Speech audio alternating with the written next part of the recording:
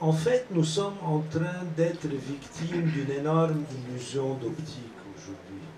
Aujourd'hui, alors que sur le plan démographique, mais quand je dis démographique, le mot fait peur, mais ça revêt des réalités banales, comme avoir des enfants, mourir, divorcer, avoir des relations sexuelles entre hommes et femmes. Ce sont toutes les choses de la vie élémentaire. Or, ce que nous assistons à la période contemporaine est une formidable convergence sur le plan démographique et donc sur le plan des comportements et sur le plan des mentalités, pour ce qu'il y a de plus essentiel entre les musulmans et les chrétiens, entre guillemets, européens. Donc, nous sommes actuellement effectivement dans un dialogue de sourds, alors que de part et d'autre de la Méditerranée, de la part et d'autre des deux religions monothéistes révélées, les gens n'ont jamais été aussi proches les uns des autres. À partir de là, ce que je voudrais dire aussi, pour rester dans une problématique démographique, parce que je ne voudrais pas aborder tous les sujets, il y a des artistes qui vont nous parler du dialogue culturel sur le plan artistique. Ce que je voudrais dire, c'est qu'aujourd'hui, à quel point l'Europe a besoin du monde arabe. Aujourd'hui, nous avons un bloc américain colossal. Quand on voit la dynamique de la population américaine, nord-américaine, sa capacité de drainer des immigrants du monde entier, sa capacité à faire des enfants en grand nombre. Quand on regarde de l'autre côté de l'énorme Chine et de l'énorme Inde, on se dit que l'Europe seule ne pourra pas s'en sortir, même si elle intègre la Russie, même si elle intègre la Turquie, ce qui va se faire dans un horizon raisonnable d'une vingtaine d'années. Aujourd'hui, l'Europe a aussi besoin des Arabes, elle a besoin de pays comme le Maroc, la Tunisie, l'Algérie. Pas seulement de la population des travailleurs marocains, algériens ou tunisiens, elle a aussi besoin des pays. Et, à mon avis, il ne peut y avoir aujourd'hui qu'une Euro-Méditerranée et les exemples historiques, que ce soit celle de l'Empire romain, de l'Empire ottoman, de l'Empire byzantin, montrent que les grands ensembles n'ont réussi que quand ils réunissaient les deux parties de la Méditerranée. Donc, effectivement, nous vivons un dialogue de sourds, alors que tout devrait aller dans le sens contraire. Est-ce que c'est les aspects démographiques, les aspects économiques nous transmettent un message très clair? Quand la démographie, le vieillissement de la population, les questions économiques, de population active, inactive, tout cela va dans le sens de ce que vous dites. Est-ce que sur le plan sociologique, nous avons là au contraire une complexité de la question, et je crois que votre regard, Nassira Suleiman, est intéressant à entendre. Oui, je vais faire parler de mon regard. Donc,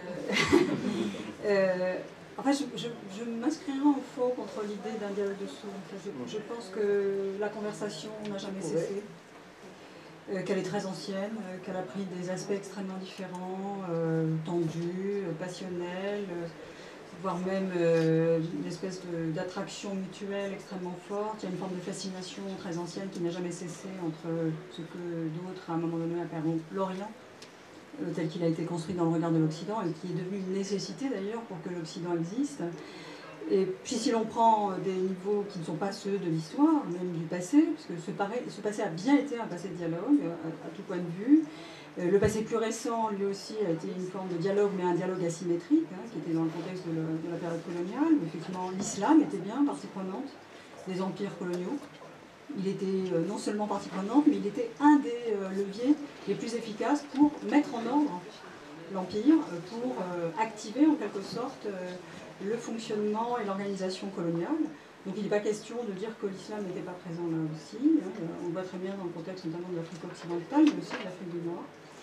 Alors donc là aussi, dialogue, certes pas comme il aurait pu avoir lieu, mais nous étions dans un contexte impérial. Et aujourd'hui, effectivement, soit on est dans une logique qui perpétue cette problématique impériale sous d'autres formes. Et alors là, effectivement, il faudrait savoir de quel type de dialogue il peut être question lorsqu'on veut maintenir la symétrie, ou alors penser cela dans un autre contexte où l'islam ne serait plus en quelque sorte une espèce de ressource subalterne, mais les musulmans, pour le coup, et non pas l'islam, mais les musulmans deviendraient de véritables interlocuteurs. Or, ce passage est déjà effectué, puisqu'il y a en France quelque chose qui pourrait sembler être un oxymore, qu'on appelle des Français qui sont musulmans. Donc, pendant très longtemps, c'était effectivement une étrangeté. Mais voilà, ça fait partie aujourd'hui du paysage, y compris démographique, hein, même si effectivement il n'y a pas de comptage statistique, puisqu'ils sont interdits également en France. Mais il existe bien des Français qui soit sont de sensibilité musulmane, soit sont d'ascendance musulmane, soit se sont convertis à l'islam, soit en tout cas gravitent dans cette constellation. Et dans cet espace-là, le dialogue, là aussi, existe. Hein. Je veux dire, il prend des formes, là aussi, tendues, tout le monde n'est pas d'accord. Il y a des dissensions, il y a des tensions, il y a des controverses, mais c'est bien cela qui prouve que le dialogue existe. S'il y a bien une preuve qu'il y a dialogue, c'est bien parce qu'on ne s'entend pas, par exemple. Donc, certes, on pourrait dire que c'est un dialogue de sourds, mais j'aurais plutôt tendance à dire qu'il y a deux niveaux, deux régimes, finalement.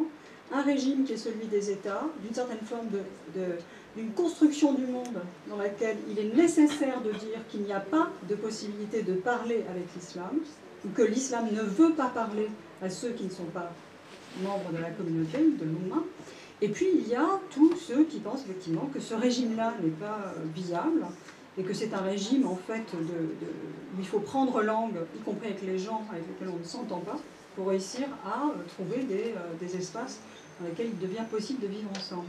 Donc ces deux régimes-là sont dissociés. Il y a l'idée qui est assez illusoire. Ce que vous semblez décrire, c'est une tension naturelle dans un processus d'intégration qui se fait par... Oui, ou qui le dépasse d'ailleurs. J'aurais tendance à dire que...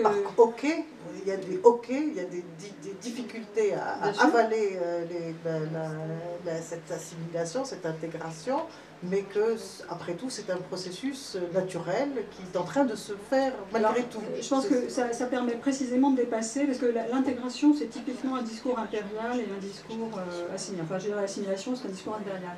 Donc, on est au-delà. C'est ça qui est très intéressant, c'est que les musulmans, effectivement, ne sont pas digestes.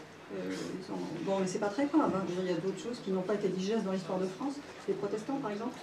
Mais ce qui est intéressant, c'est de se dire que précisément parce qu'on n'est plus dans la logique de l'assimilation ni de la digestion, le dialogue devient véritablement symétrique. C'est-à-dire qu'il est possible d'admettre qu'il y ait des personnes qui soient parfaitement loyales dans la société française, qui veulent y prendre place, qui ont des attachements à ce qu'est la France, et qui en même temps veulent conserver quelque chose qui leur semble absolument nécessaire. Peut-être pour vous, pour moi, pour la plupart d'entre nous ici présents, c'est une chose qui nous paraît facile à comprendre et à accepter. Nous avons des frictions quotidiennes au sein de la société qui se passent autour de la question de la femme, autour de la question des pratiques religieuses ou alimentaires. Donc, que fait-on face à cela? Pour la sociologue que vous êtes, on traite ça comment? C'est un traitement politique?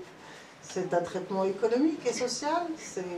Mais en fait, c'est une combinaison de tout ça. Vous parliez tout à l'heure de complexité. Effectivement, il y a tout un ensemble de facteurs qui peuvent soit, à un moment donné, conduire à la rupture du dialogue. Par exemple, lorsque on considère qu'on n'a pas accès au marché du travail et qu'on est donc privé d'une certaine forme de dignité, et que ce non-accès au travail peut être déterminé par une discrimination à raison de sa religion, par exemple.